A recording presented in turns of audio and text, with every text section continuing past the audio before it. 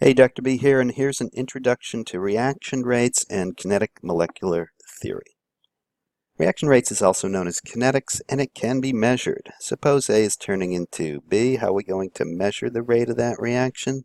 Well, I know that this is going to go away and this is going to form, so I could measure how rapidly A disappears or how rapidly B appears. And that will give us a velocity, if you will. It'll be a change in something over time.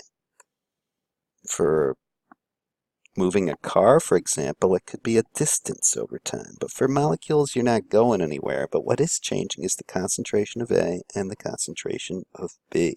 So rate is defined as the change in concentration. Delta means, that triangle means delta, which means a change over the change in time. And they have specified some common units for concentration. Let's use molarity, which is moles per liter.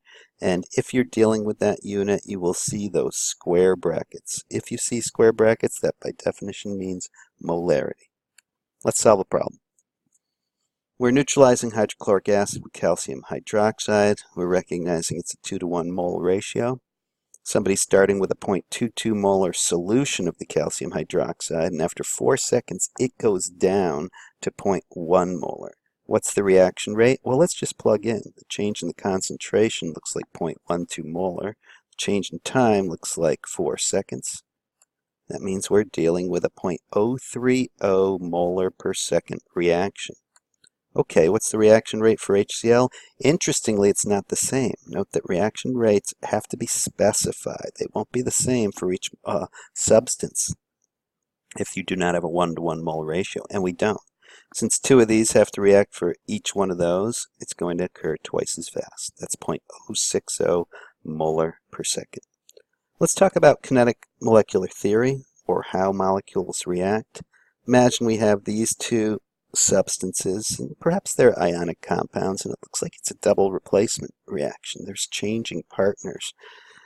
I take it back. How can this be an ionic compound if it's just the same thing?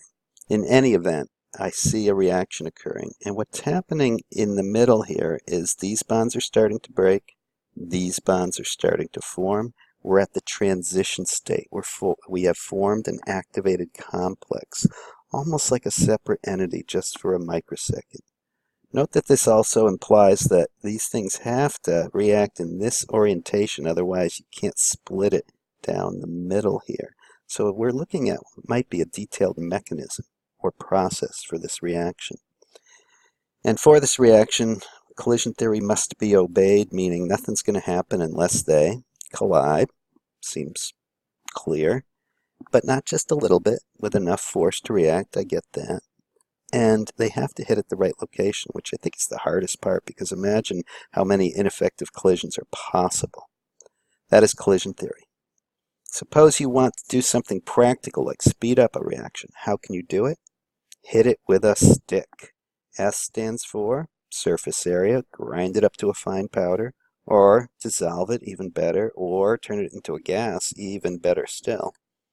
Increase the temperature, and without giving you the theory, it is believed that every 10 degrees will double the rate. Wow. But be aware that 2 times nothing is still nothing. You could change the identity of the reactant. If you're only interested in one part of it, perhaps you could use something other than the blue stuff, for example, to get this stuff to form more rapidly. There's limitations to that. You could increase the concentration of the reactants. That will increase the velocity of that'll increase the number of collisions per unit time. Or you could add a catalyst, perhaps the most intelligent way. That will help this intermediate form, oftentimes by providing a template for it. And wow, does that help. Most chemical reactions of the garden variety do not have catalysts that are available. Human body has perhaps thousands of them. And that is an introduction to reaction rates.